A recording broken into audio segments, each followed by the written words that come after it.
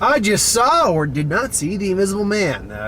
God, there's so many freaking visual puns you could make with that intro. That was probably one of the least painful ones I could have done.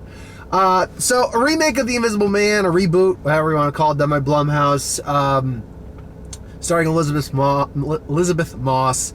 I don't know the name of any of the other actors. I do recognize the daughter, though, the cop's daughter from Wrinkle in Time. She's pretty good. No, everyone recognizes Elizabeth Moss. And it's a modern retelling of the story, so it's been getting a lot of good reviews. It's made on not a very large budget, so it should have no problem getting its money back. So overall, what did I think about it? It's good. It's a really good movie. I can tell you right off the bat the kind of movie, how this movie really sets itself out. In the first 10 minutes, the opening act, if you will, not even like act 1, 2, or 3, but the opening 15 minutes really gives you an idea of the type of movie you're in for. It is tense. You are right there with her and how uncomfortable you are. And you're just, and the way that the camera is panning back and forth from shots is making you wonder, is someone there? Are they not there? And they do that throughout the movie, and it's really kind of unnerving because all the whole while you're trying to look for some cue or cue that he's in the room. And sometimes it's obvious, other times like, mom, where could he be? So yeah, Elizabeth Moss carries this film. Like, they play up the holy shit, that she's just getting brutally, psychologically effed over. Like, seriously. And they do it well, man. She is haggard. She's fritzy. She is all over the place, but in the way that you want her to be. Like, you sympathize with this woman. You feel bad for her. You're like, what the would I do in that scenario if I were unfortunately in that scenario? Absolutely, it is a fantastic performance from a very good actress. The Invisible Man itself, what's the deal with that? Well, they kind of hint at it in the actual trailer, but yeah, it's a moderned up version of it. It's done basically with a suit. It's not a formula that turns them invisible or anything like that. It is, at least from the idea of verisimilitude, it's a realistic take on something like this. In theory, given them a couple more years, could theoretically exist. Essentially, it's it's a suit lined with cameras that's basically reflecting the image back onto it. So you're in essence invisible. Now I'll say this: the suit effects can be a little wonky, but that is because it's like a digital. It's a recording of something that the cameras are viewing on the suit, so it makes sense. It's kind of almost like a mirror in some ways. Some things I'm not entirely I don't quite understand with the suit. It seems to give the guy wearing it enhanced strength. That doesn't he's one-handing with her at one point. At several points, he's one-handing her. He's throwing her across the room. He's beating the crap out of God knows how many men. And I'm like, does this thing enhance your physical strength? Because it doesn't look like a suit that would do that. And then there's another thing. It's like you see him in the rain at one point. Like, he's in the rain, caught in the rain. And his suit's malfunctioning because he got stabbed. But it's like, shouldn't he have because it's downpouring. Shouldn't he have like a pretty solid outline in the rain like that? I don't quite get that. There's other scenes too that, frankly, don't like. How the hell is he getting places? I don't understand that. Because now I'm not gonna spoil too much, but there is a spoiler in the movie, or a scene in the movie, that reveals something about what was going on, but it doesn't actually reveal if what she thought was going on was actually going on. It's implied it was him, or it's implied it is going on, but it's never fully admitted to. But that being said, this guy's getting like dozens of miles across town without a ride, unless he somehow like hitched a ride on the car she was Ubering in, which makes no sense because then he would have just stopped her right out the gate, so that makes no sense. So yeah, that does. And then if you go with the idea of because of what's revealed about the Invisible Man, if you go with that idea, so wait, he was just waiting there the whole time? I mean, if for the theory that I'm not going to spoil the theory, but if the theory holds true that more than one party was involved with this, that might make sense, but because it's never fully stated whether or not that's the case,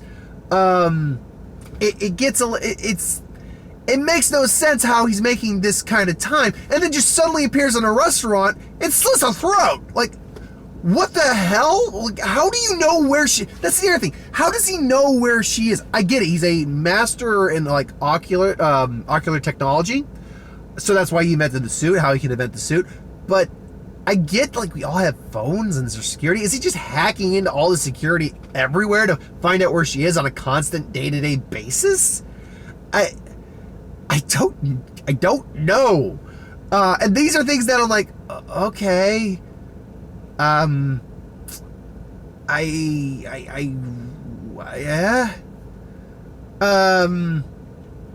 So, I mean, there's other scenes like where she throws coffee grounds on the floor to catch him in case he steps on the floor. Which, quite frankly, I mean, he wasn't going to step there anyway. And then she crawls over to the phone like, you could step over there. Like, you could keep your eyes on the floor and step. It's cool. You can do it. And like, there's certain... I will completely agree with this. The trailer does give too much away. The trailer does... I'm not let me rephrase that. It doesn't give too much away. Like, spoilers and, like, big reveals that are in the movie are still not in the trailer, so you're good there. But it does give a lot of the movie away. Like, a little bit, plot beat by beat, it does give a bit of that away. And, like, certain scenes, I'm like, okay, I didn't see this one. I didn't see this part of the trailer yet. Okay, there it is. Okay, I know this scene's gonna play. Like the attic scene, you've seen that in the trailer. Okay, I know that's gonna play out. Which, by the way, that's another thing. Clearly, that camera is like, or that suit is really easy to wash because he got paint off him. Like that. Wow, my fingers won't snap. Wow. Okay, there. That's better, but still, like that. Like he got that paint off quick. So yeah, like this suit seems to be able to do a lot more than just invisible. That's the thing that I'm like, okay, this is kind of stupid. Okay, not stupid. That's all right. I'm like, okay, I'm losing a little bit of this now. It's like, okay, so it's complete. It's like it's really easy to clean. Apparently enhances your strength because again, he's one-arming her by the neck. And let's be clear, you can do that to people, but with the ease that he's doing it, I don't quite buy that. No. So yeah. But otherwise, I mean, nitpicks aside, and those aren't really, I mean, I'd put those under nitpicks. It kind of does bug me a bit, but it's nothing that really detracts from the film. Like this, again, the psychological angle of this is, it gets intense at points. Again, Elizabeth Moss is fantastic. She really makes you feel like the haggardness, just the psychosis of it all, just the unbelievable stress she's under. Like she feels like she's going crazy. The cop's good. The daughter's good. The sister's good. Like all the actors are great. They're good. Like Elizabeth Moss is a standout. I am happy to see that the dog didn't get hurt. That was good too. I feel like there was something else I wanted to say. Oh, you know what? I'll say this.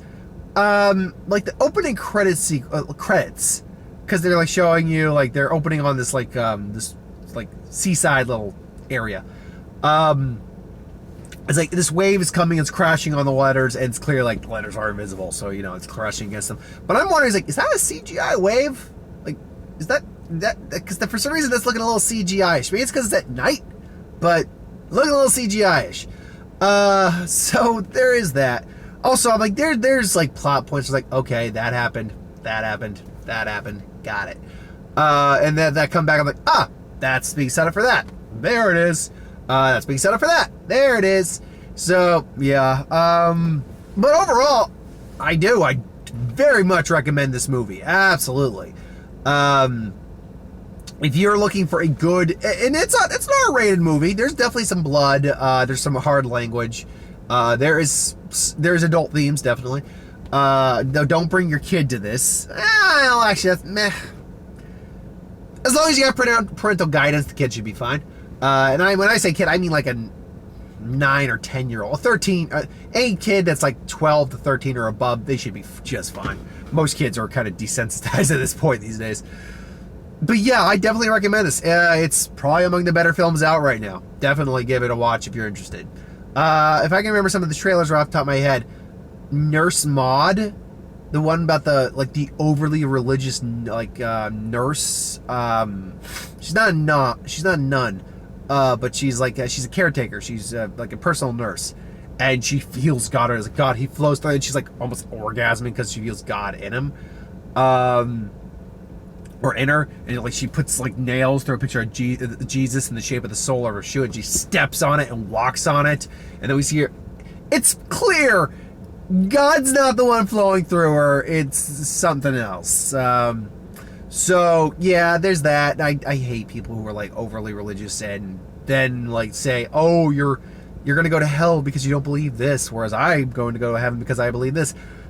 Good for you. I guess I'll just kick up a seat next to Satan then, I suppose, and keep my feet toasty by the fire. Sorry. Look, your beliefs, your beliefs. I'm gonna say the one I can definitely remember for last, but what else did we get? We got a couple. We got that. The one with Issa Rae and Kamal Nanjian, where they're a couple and they get not framed, but they get mistaken for murder, which again it was a dumb. It's like, why'd you run? That's a great question, officer. This is to be covering by the camera so I can beat your ass. Like, yeah, dude, why the fuck did you run? Like, seriously, I get it. It was the spur of the moment. You felt like they were gonna blame you, but seriously. So there's that one, and that looks fine. I know there was like 6 or 7 trailers. Oh, excuse me, 1 second, I'm yawning. I thought I heard something. Wow, I'm blanking on a lot of the trailers we got. We got a lot of trailers for stuff like that's coming up. Bloodshot, the Vin Diesel movie with the comic book based movie. Look, I go to comic book movies. That's my general bread and butter and my jam. So I'll definitely give it a shot. I like Vin Diesel. I've never actually read a Bloodshot comic, but I get the gist of the hero, generally speaking. Is